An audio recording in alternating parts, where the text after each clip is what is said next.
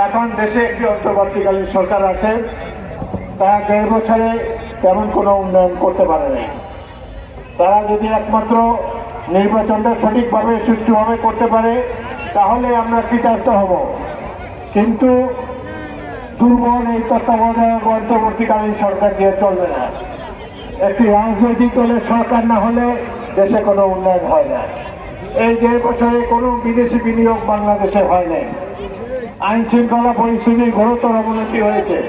ভারত থেকে শেখ হাসিনা সন্ত্রাসীদেরকে পাঠায়, তারা এসে গুলি করে নিরীহ মানুষ হত্যা করে। কোর্টের সামনে 2 দিন আগেও একজনকে হত্যা করেছে।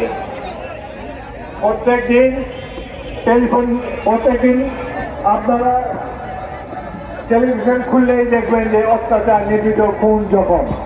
আমরা শান্তি প্রতিষ্ঠা করতে চাই, সুন্দর একটা বাংলাদেশ গড়তে চাই, এবং আপনারা যেভাবে বিপুল সংখ্যা আজকে এখানে হাজির হয়েছেন, বাংলাদেশের অন্যান্য অঞ্চলে খবর আমার আছে, আমার ধারণা জন্মেছে ইনশাআল্লাহ বেগম খালেদা জিয়ার নেতৃত্বে জাতীয়তাবাদী দল বিএনপি আবার ইনশাআল্লাহ রাষ্ট্র ক্ষমতায় যাবে।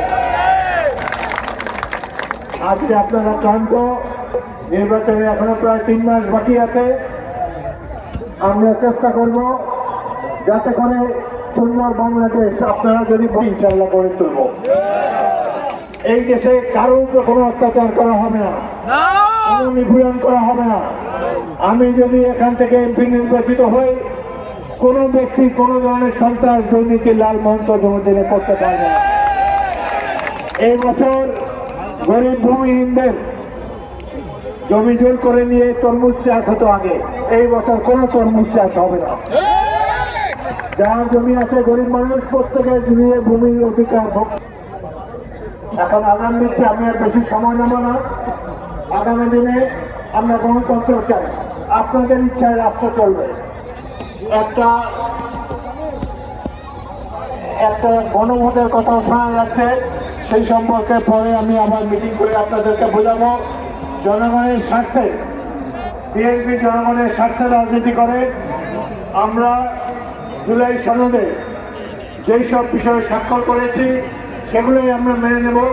নতুন কোনো দাবি যদি কোনো দলের মাধ্যমে দেওয়া হয় সেগুলো আমরা মানব না।